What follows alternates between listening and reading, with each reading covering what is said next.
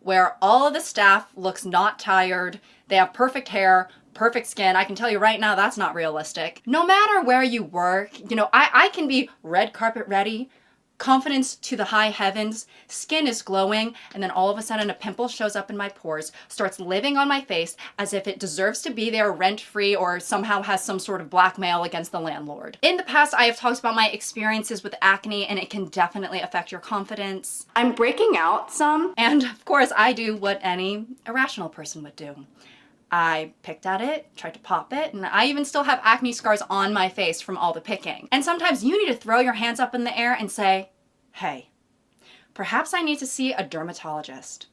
And that is why I am so excited to talk about today's sponsor, a company I love, ZocDoc. ZocDoc is a free website where you can search high-quality in-network doctors like a dermatologist. As someone who's in a new city, just got kicked off my parents' health insurance, I needed to find doctors who take my insurance, right, and help me take care of my health. And ZocDoc is my knight in shining armor, or my doctor in shining stethoscope. They have a variety of providers, so you can choose the right one for your needs, and you can click to instantly book an appointment. You don't even have to talk to anyone. Just a few clicks and bam. Bam, bam, bam, bam, bam. You have your appointment. No joke. ZocDoc has in-network appointments with over 100,000 healthcare providers across nearly every specialty. From dental to mental to eyes to skin and much, much more. Eye, skin, dental, mental, bears, oh my. I even have nurse friends who have personally recommended ZocDoc to me because you can access appointment bookings, choose a time, and then just like that, you have an appointment. Plus, ZocDoc appointments happen fast, typically just within 24 to 72 hours of booking. You can even score same-day appointments. So make sure to get the care you need through ZocDoc and reclaim your health, okay? Go to ZocDoc.com/NotEvenEmily to find and instantly book a top-rated doctor today. Thanks again to ZocDoc for sponsoring today's video. Mwah, mwah, mwah, mwah, mwah. All right, and now back into it. All right, sorry y'all, had to put the hair up. It's getting to that time of year where, well, we sweat and suffer. Anyways, these shows aren't supposed to be entirely realistic, right? I get that, I know that, it's just entertainment. I don't think that these shows are going to be cited in any academic journals, to say the least. So yes, there are unrealistic things about these shows, and the world kept turning, right? But I just want to point them out because I think it's fun. With that being said, what exactly is unrealistic about these medical dramas? Well, there are a ton of different medical dramas, so I could honestly make this a multiple part series, but I want to focus on certain aspects of certain shows, right? And I want to start, of course, with a Hall of Famer, Grey's Anatomy. Now, the main thing about this show that sticks out to me are the hookups. Right? And I'm not talking hooking up to an IV or to an EKG, right? I'm talking Shonda putting these doctors through the ringer, full body assessment, full body assessment, full body assessment of sorts. Now, obviously I'm only speaking from my personal experience, so I can't speak on behalf of every health institution there is. Perhaps some hospitals are seeing more conception than death. However, I don't think that's happening. I didn't know that was happening. I haven't watched Grey's Anatomy in its entirety, and quite frankly, I never will, because, well, it requires an amount of commitment that, quite frankly, I'm saving for marriage. But there is a general consensus that these doctors in Grey's Anatomy, yeah, they are boning nonstop, even if they don't work in orthopedics, right? It's a running joke, even. Me and the other doctor are gonna step out, okay? Sorry.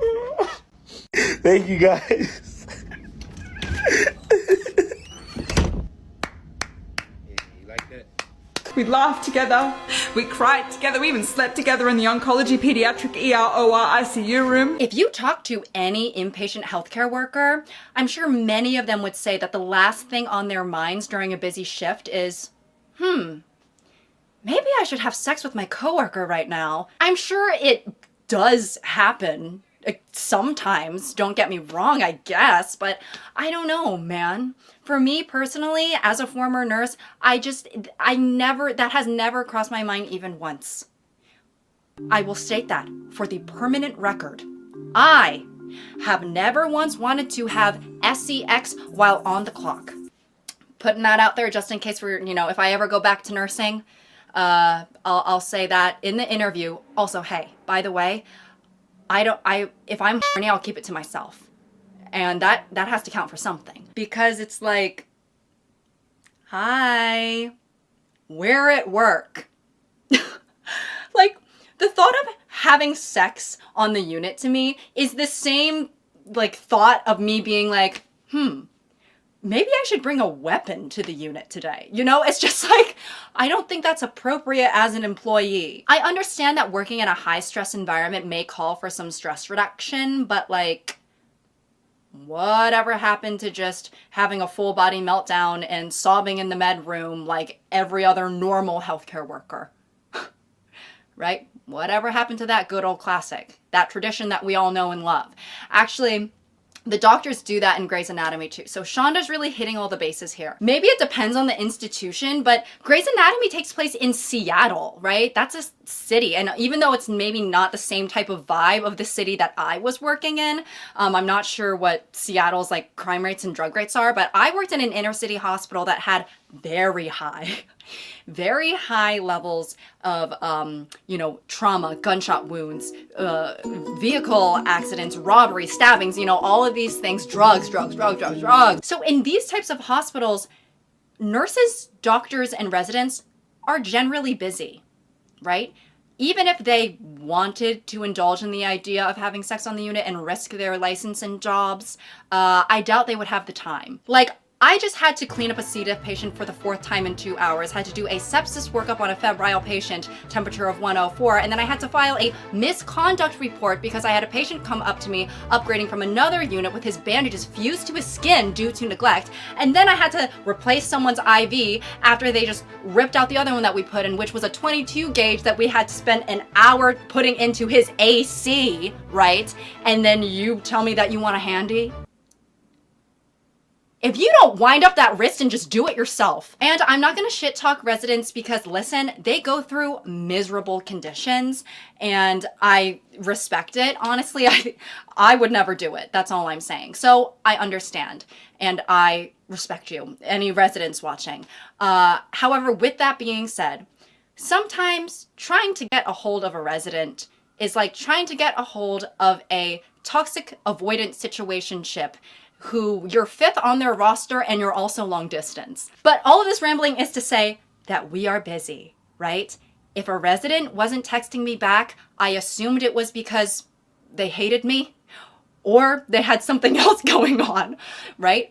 Not because they were turning the break room into a romp house like they do in Grey's Anatomy.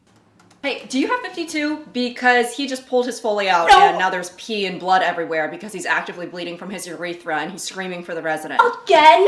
God, tell me his IV is still in.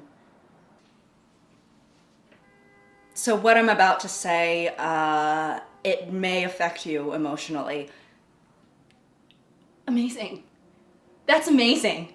I love hearing that. Great. It's great that his pain pump is useless now without his singular IV.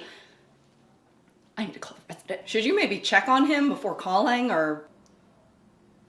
Why won't this guy ever pick up? Is he a Med Green patient? Yeah, they haven't responded to me all shift either. My guy's about to leave AMA.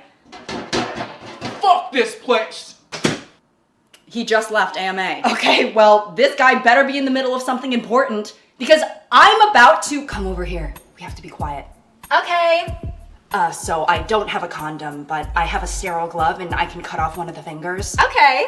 Another reason why this environment is not conducive for intimate physical relationships is because the nature of our work is pretty disgusting, right? And I know that Grey's Anatomy really only shows the perspective of the physicians and the residents more so, which is also another reason why it's a bit of an unrealistic depiction of hospitals. But from a nurse's perspective, hooking up during our shift?